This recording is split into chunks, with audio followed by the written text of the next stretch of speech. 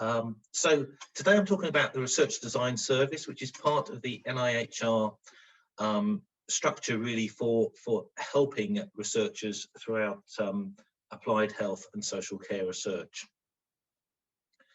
So it's part of a national organisation, but by national we mean England rather than UK or Britain. And the idea of the Research Design Service is really to facilitate the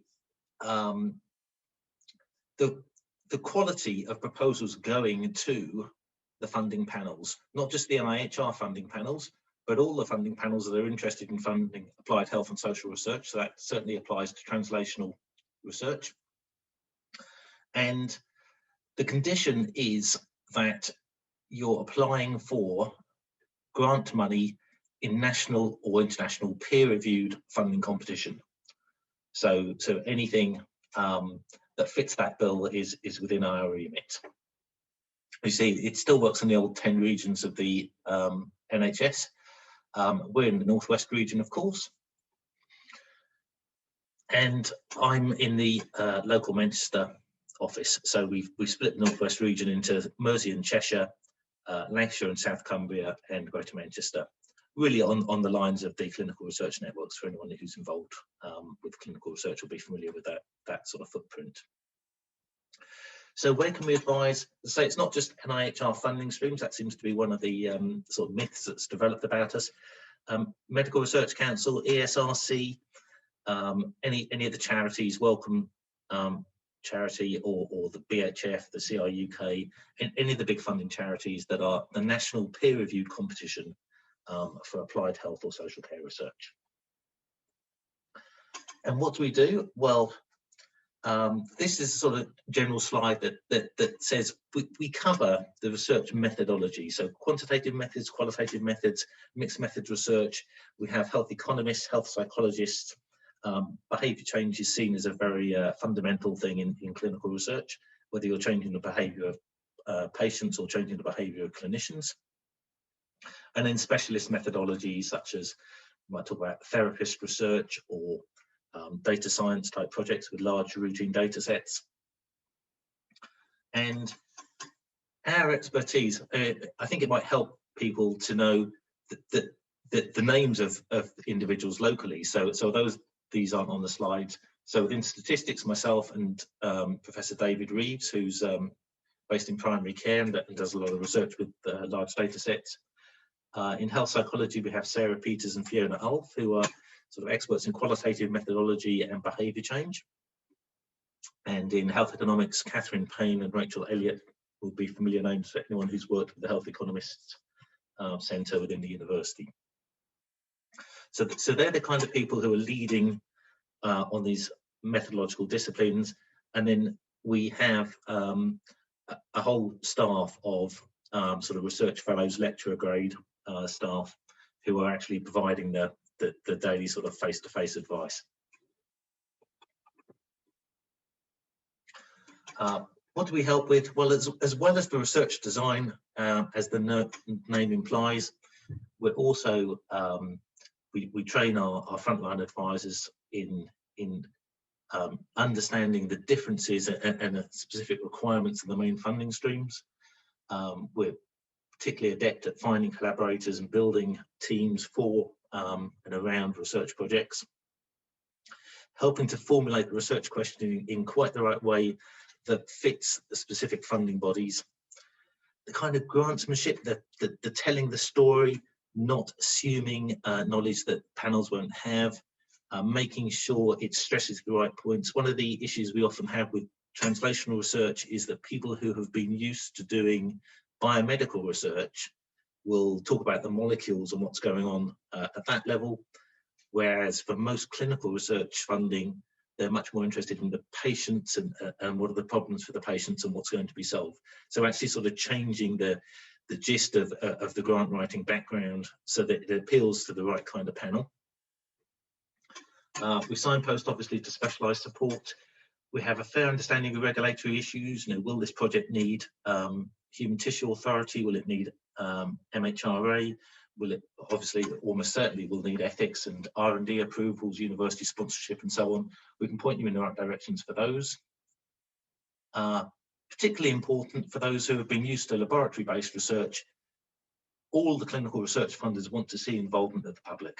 So the patient-public perspective, how to go about that is a key part of what we do. And then things like providing a critical read to make sure the proposal that's about to be submitted is up to scratch. What else do we do? You may see us around in bulletins and on the website. We run specific events targeting and informing about the ins and outs of specific funding streams. We run sort of mock panels that can be a very useful way of getting feedback from a number of different disciplines, as if by a constituted panel, typically including some clinicians, methodologists from different disciplines, members of the public, so that you can have sort of realistic feedback. And then there's all sorts of resources on the website you can see the links for there. What happens when someone contacts us? Basically, it's very simple. The advice request form consists of telling us who you are and how we can contact you. And it may be anything from a very rough idea as to I want to do research in this area, through to quite a detailed idea about exactly what you want to do and how. Assuming it's applied health and social care research funding that you're seeking, and that it's in peer review competition and on a national scale, you'll be eligible.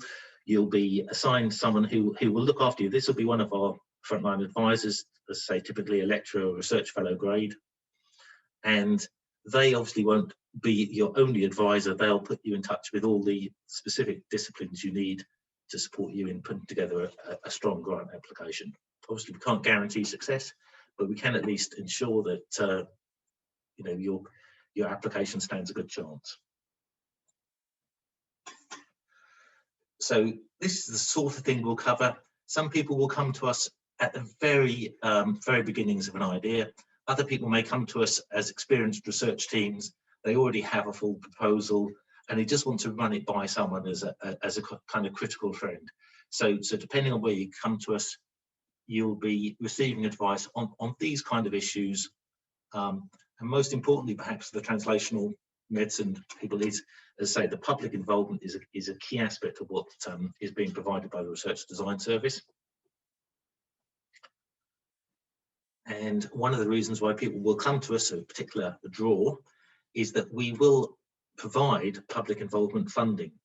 So a kind of catch-22 situation for many researchers is that they can't obtain public involvement without finances to do it, but of course they can't get the finances to do it because they haven't got the public involvement yet. So we're designed to kind of get around that problem, and with a simple form completion saying you are currently receiving advice from the Research Design Service, you do want to undertake some public involvement activity, then we can fund the sort of meeting time, costs of travel, any kind of respite care issues that you'd have in getting the right patient groups, the right members of the public to a meeting to discuss your plans and how to improve them. So here's some feedback from a very happy customer, client, saying support has been really useful. They've taken advantage both of structured meetings and one-to-one support, and they've also been very pleased that we could put them in contact with the additional members of the team to make a perfect research team for the kind of proposal they were suggesting. I should say, perhaps it goes without saying, but I'll say it anyway, almost all clinical research is going to be multidisciplinary. And so if you're coming from a laboratory science background where it's often unidisciplinary, actually getting the right contacts with the clinical research is quite an effort sometimes. So how do you access us? By any means practical. Hopefully you can make notes of any of those contact details. And that's all I have to say.